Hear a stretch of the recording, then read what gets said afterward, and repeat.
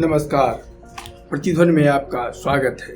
मैं हूं रमन कुमार। नमस्कार, प्रतिध्वनि में आपका स्वागत है। मैं हूं रमन कुमार। भारत का एक और आम चुनाव यानी जनतांत्रिक यात्रा का एक और पड़ाव चल रहा है।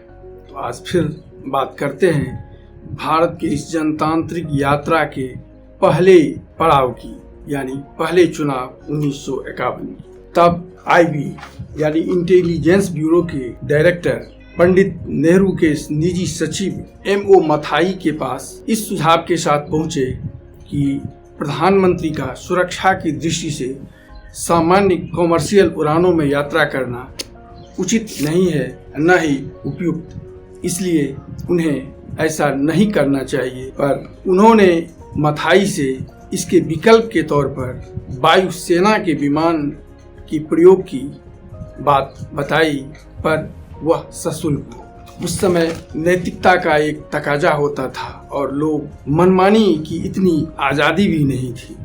मथाई ने अपने कैबिनेट सचिव से IB के डायरेक्टर के इस प्रस्ताव पर चर्चा की। कैबिनेट सचिव RN पिल्ले ने वरिष्ठ अधिकारियों की एक कमेटी बनाने की सलाह दी। कमेटी में रक्षा सचिव तरलोक सिंह, स्वयं कैबिनेट सचिव पिल्ले सहित 3 लोग थे।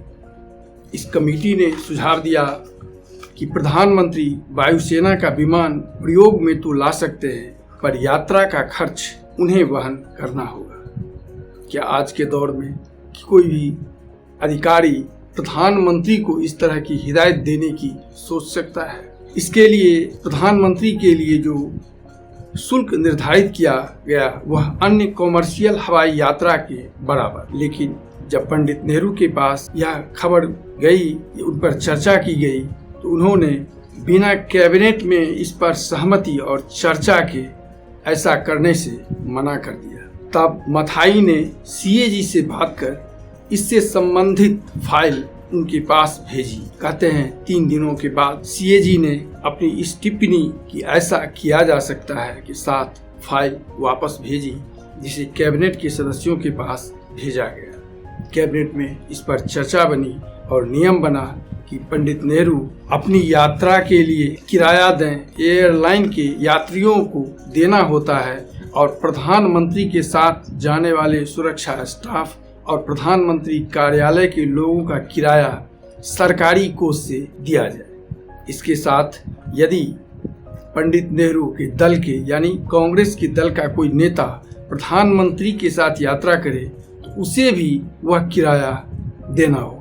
और इस तरह प्रधानमंत्री के लिए हवाई यात्रा की व्यवस्था की गई थी।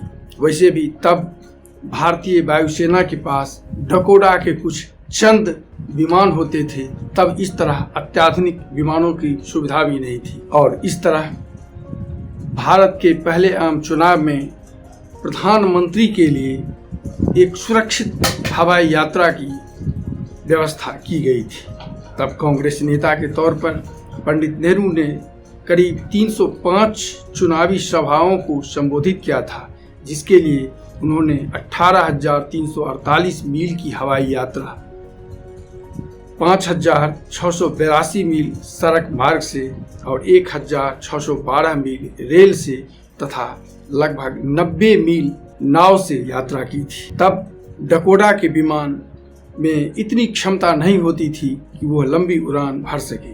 पर इस आम चुनाव के संबंध में एक बेहद दिलचस्प आंकड़ा है कि तब सीटें तो संसद के लिए 489 थी, पर संसदीय क्षेत्र 401 ही थे। यानी कई क्षेत्रों से 2 और एक क्षेत्र से 3 उम्मीदवार 3 लोग निर्वाचित होते थे। 314 संसदीय क्षेत्रों से एक प्रतिनिधि चुने गए। 86 संसदीय क्षेत्र से 2 प्रतिनिधि चुने गए। वहीं इन 2 में एक सामान्य तो दूसरा SC/ST समुदाय से होते थे। एक संसदीय क्षेत्र नॉर्थ बंगाल से एक साथ 3 सांसद चुने गए थे। 2 सीट एंग्लो इंडियन यानी आंग्ल भारतीय समुदाय से नामांकन किए जाने की परंपरा भी तभी शुरू हुई थी और तब 10 स्थानों पर निर्विरोध निर्वाचित हुआ था। यानी इस तरह कहें तो पहले आम चुनाव में 1874 उम्मीदवारों ने मैदान में उतरकर भारतीय लोकतंत्र की इस यात्रा का शुरुआत किया था। तो आज बस इतना ही। ऐसे ही अन्य वीडियो के लिए आप प्रतिध्वनि के डिस्क्रिप्शन में आ सकते हैं। चैनल अच्छा लगे इसे लाइक, सब्सक्राइब और अपनी प्रतिक्रिया देने का कष्ट करेंगे। धन्यवाद, नमस्कार। मिलते हैं फिर अगले एंड में।